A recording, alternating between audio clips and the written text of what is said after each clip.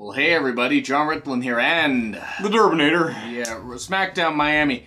Well, you wanted the Attitude Era back, folks, so here it is in all its overbooked motherfucking glory, where the women get one match for 2 minutes! If you can call that a match. You really can't. I mean, technically it was, but the bell, really. The bell rang, it did the bell ring, it just... People may have noticed that I'm slightly angry on Twitter. I'm really trying not to... He's also slightly angry in real life. Yeah. I'm trying all not... All the time. Yes. For 2 hours every Tuesday and 3 hours every Friday. Monday. Tuesday, Wednesday, Thursday. I do want to make it clear that I do love wrestling, but WWE is making it very difficult to root for a lot of their roster. Yeah. And that's not good because they're moving to Fox soon.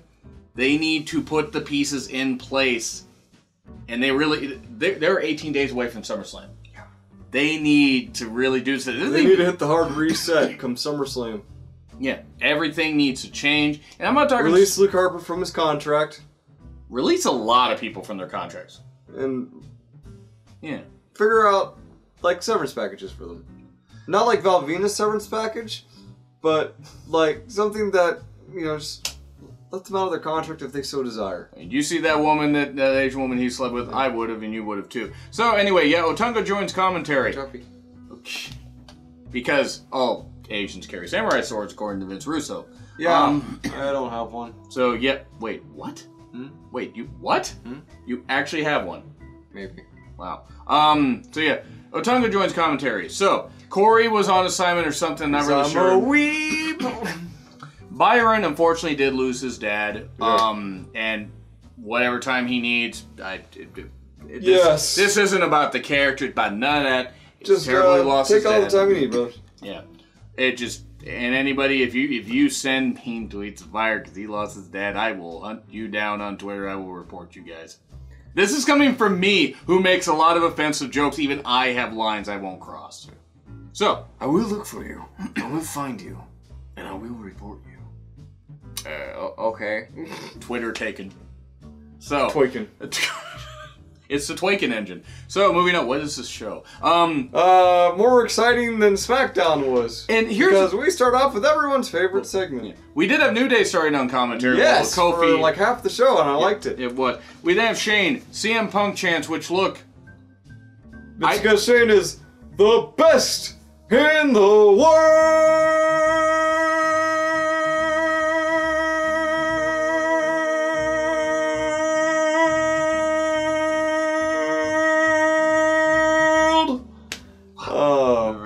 It just... yeah. This is where... okay, so one, they were saying he can't wrestle, and he actually can't. He can't. I don't think that Shane is generating the right kind of heat, because it's too much overexposure. Like, we'll make them sick of him, but they're doing it at the expense of so much of their roster, they're going to need to rebuild. And the views. Yeah. Yeah. We get it. It's hard to get actual heels nowadays, because the classical heels are now the people that we root for. But... yeah, but this still one of your best. It just, this isn't good. This has to end at SummerSlam with Owens. This has to. Yes, it and that is what it really feels like they're building to. Not like sort of feeling, but really feels like they're building to that. I won't believe it until I see it. I know. Because WWE has kind of jaded me. Yeah. Jaded. Oh god, that was a good song. You got your mama's eyes, but you... yeah, anyway. He's starting to look like someone's aunt now with whatever he's doing to himself. It's kind of frightening, actually. He's not doing anything to himself. He's just getting older. That's that too. But yeah, anyway, Owens and Reigns tonight. It's because Owens comes out and cuts promo, and we get Owens versus Reigns, and Drew and Elias are going to be part of the match because Drew's going to be the special guest referee. Elias is going to be the timekeeper. Shane's going to be the special guest ring announcer. You don't think they gimmicked this shit up, did you? Yeah, at least we didn't have a 2 out of 3 falls match. We didn't. Unfortunately, none of the matches went, I think, what? More than 10 minutes? Yeah, and I mean, that's on a 2-hour show. The Attitude Era is back. I watched a couple... We didn't have a Braun Panties match, so consider yourself #blessed. That's it. What? Huh? I watched some of the older SmackDowns. Like, I think I watched actually the pilot episode. The actual pilot episode took place in, or however the fuck I'm trying to say it, in April of '99, and it had maybe 40 minutes of matches. It just, I'm not saying that everything needs to be about work rate, but it's just if you don't use your roster, why do you fucking have them there? My thought, though, is these last week and this week has all been about character work. They need to establish solid feuds so that the matches going ahead would make sense. The problem is, though, is Raw Reunion didn't do that. I mean, outside of Natty and Becky, that was because it was a network demand. Yeah. What can you do at that point? It's true. I mean, just Vince could have been smarter, and maybe they wouldn't have demanded that. Maybe they could have mentioned constantly how pissed they were that they had to bring all those legends in. Still think that was more of the roster call, and they just said, fuck the repercussions. Doubtful. Who knows? Yeah. We then get Nakamura versus Apollo Crews. Okay. Barely anything happens under Vince's watch that, isn't preordained. Does Vince own a watch? He probably does. Yeah. Probably owns a sundial. Yeah, he got it when he was a wee lad. Nakamura and Crews. One cool spot. Crews doing a delayed vertical suplex on Nakamura, which was pretty impressive. Apollo came out of this looking strong, even in defeat. Though we went to an ad break 2 minutes into the match. Yeah. Go ahead. Nakamura, of course, he still won, so he doesn't look like a goon. Again. Yeah. So yeah, I mean, all in all, this was a solid match. There's a few good matches tonight because it was the only one that really had a full match. One of two good matches tonight. We then get Sonya and Mandy backstage. Mandy! I don't know if they're still doing this possible LGBTQ storyline with Mandy and Sonya. Handle it well and I won't care. I'm just not convinced WWE will do that. The fact that they're not already kissing shows that Vince has at least learned a semblance of restraint. Oh god, now he's gonna go for a bondage ankle. Yeah. I'm sure there are people who are interested in that. I would never be interested. No one has seen my search history, so no one can prove it.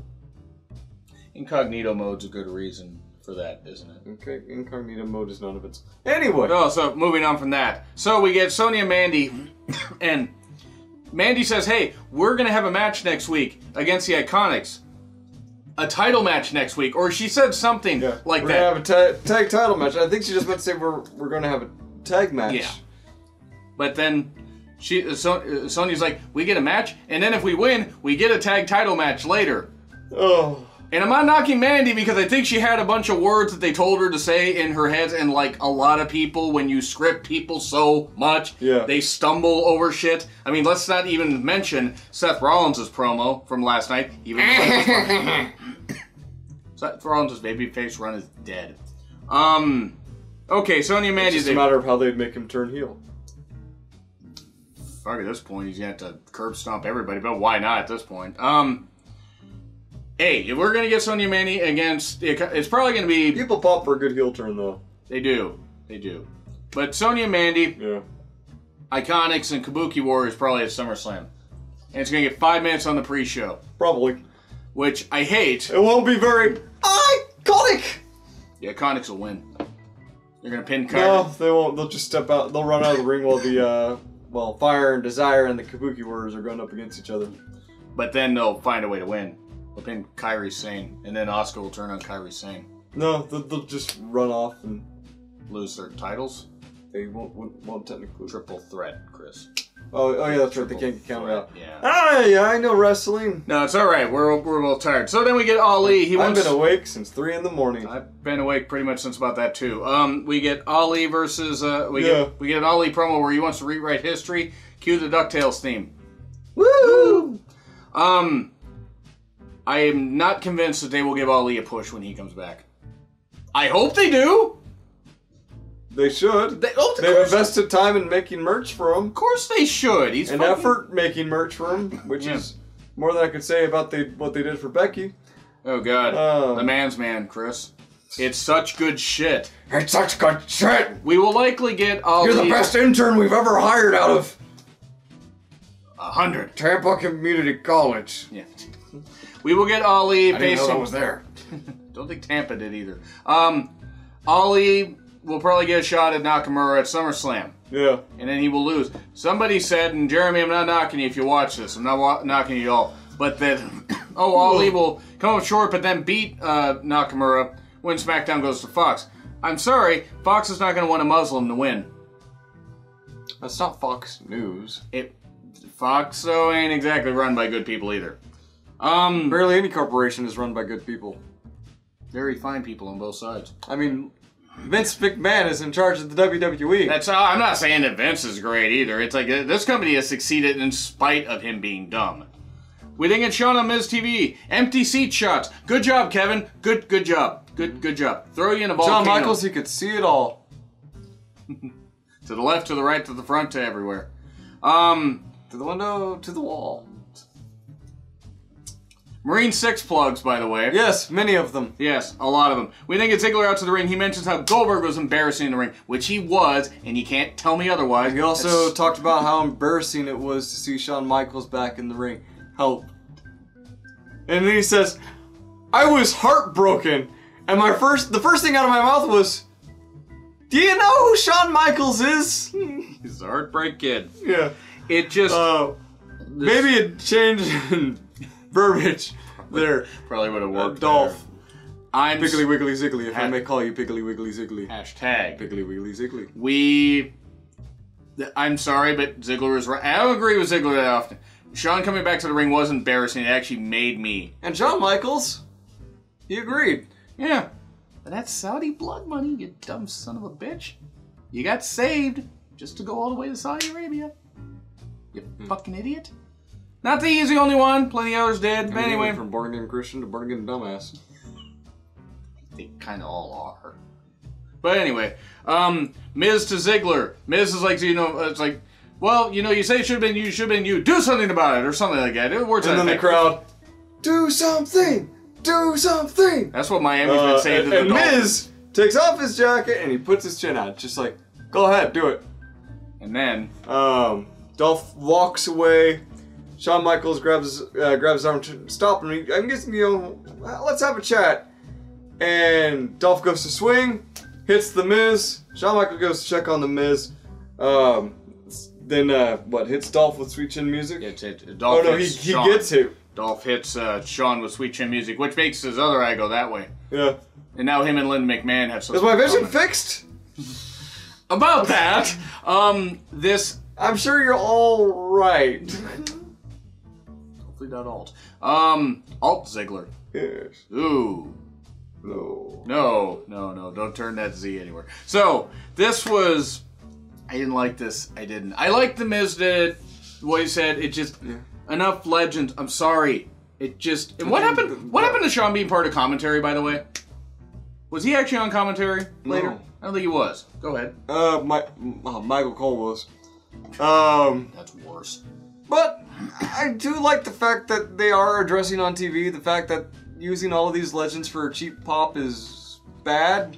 Very. Maybe it's to send a message to the network so that they don't ever have to do that again, because that was embarrassing having to bring all those people back who they had no plans for. Yeah. Like, what the fuck were they gonna do? And all they did was bury most of the main roster. The only good thing that happened, as far as anybody knew, was the Brave Foley thing. And I'm sorry, but when your most comical thing is how somebody gets over, besides the 24/7 title, that's...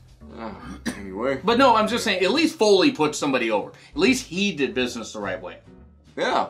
So, I mean, from one guy who's had 3 different gimmicks to another. God.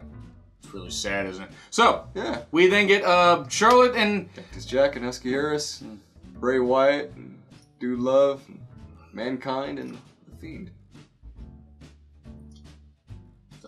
I'm gonna get to this here in a bit. Charlotte versus Ember. Bayley distracts. Ember wins, and then Ember throws Bayley in the ring. Yes. And as they're kind of celebrating, walking back, she grabs Bayley, throws her into the ring to be sacrificed to Charlotte. As Charlotte is distracted by Bayley, Ember hits Charlotte with the Eclipse.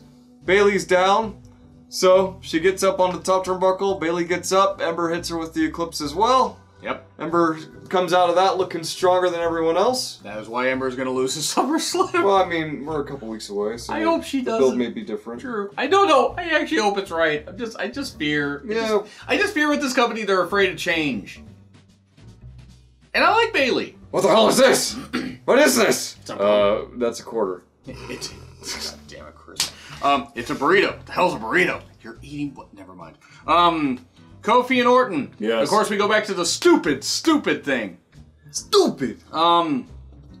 we bring up stuff from the past, and then Orton mentions how the only reason Kofi got the shot is because he injured Ali, which probably means that Orton's going to win a SummerSlam, and then Ali's going to beat him. Oh, that'd be good. That's what's going to happen. God damn it, that's stupid. That's bad. I love it! Yeah, and of course Orton's going to beat down a black man, because that's kind of what he does. I don't love that. I know, neither do I. Who knows what happens? Maybe you get a triple threat and Ali wins the title somewhere. Survivor Series. Let's see how the build goes. Let's see. They have 18 days till SummerSlam, and they have not done the best job building this. Before tonight, there were 3 matches announced. 3. Set your cards sooner. At least put the pieces in there so you have a reason for people to maybe go to the show if it's not sold out yet. Why should I be invested?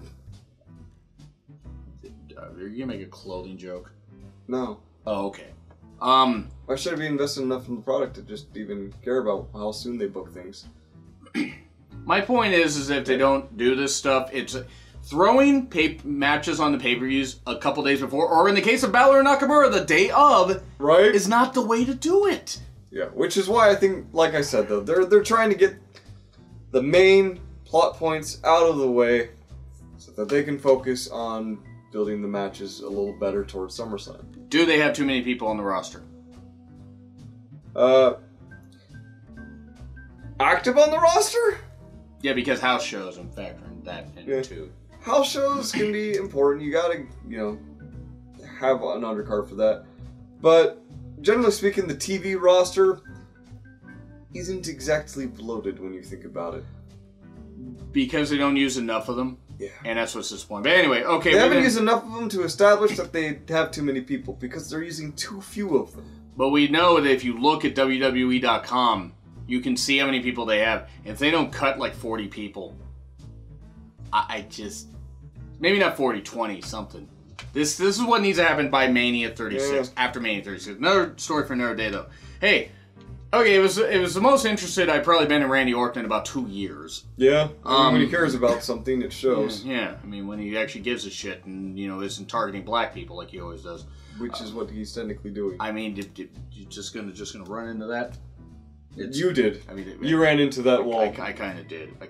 Wait. Never mind. Anyway, Joe versus Kofi. Oh, look, Joe lost. Again. Well, it was a DQ, actually. Yeah. Fair. But, of course, Orton was there and he came from out of nowhere. Hit an RKO on Joe. Yep. If you want to talk about somebody's ruined, Joe's ruined. I know he's over still, but... Oh, he could always just put himself back in there, though. That's the thing. That's the thing about Joe, though. Is it doesn't matter how many times he loses for most people. Right. Because Joe's one of those guys who you can immediately believe in the moment he starts talking. The problem is I don't believe him once the bell rings. I like Joe. But I know. I like Joe a lot.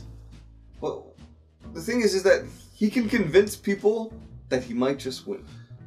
And for short-term feuds, he's your guy. And who knows? We could get that match at SummerSlam. We could get a triple threat at SummerSlam. I don't know. Balor and Bray recaps. I'm sorry, this is too comical. Balor's out in the ring with Kayla, who's wearing a tablecloth, apparently. I'm not knocking Kayla, just wasn't much there on her body. You stop thinking that, everybody. And then calls out Bray for a match at SummerSlam. Oh, great, the return of the Firefly Funhouse. So I wasn't pissed off enough while watching this. Let's bring this back. But let me throw one positive. Now they're doing this whole thing of he's greeting Balor as the host of the Firefly as the non-spoopy guy, and then he's as Bray Wyatt. Yeah, as Bray Wyatt, or I didn't know if he actually had another name. Well, his alter ego is the Fiend. Yeah, I wasn't. And remember, folks, Fiend is just an R away from being your friend. So dress like a pirate.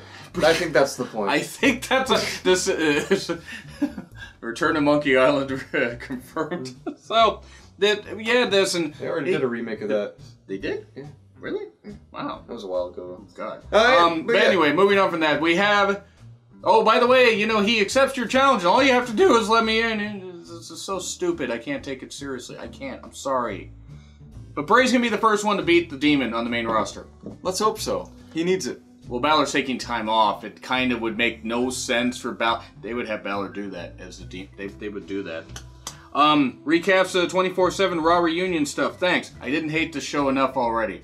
Yeah, I don't know why you needed to recap the Raw reunion when the USA Network was broadcasting the Raw reunion before SmackDown. Right? I mean, goddamn. And then we get Sarah Schreiber, who says that, great to see her. Charlotte says, I'm going to get my own SummerSlam match. Yeah. Blackjack and hookers. Andrade maybe like that.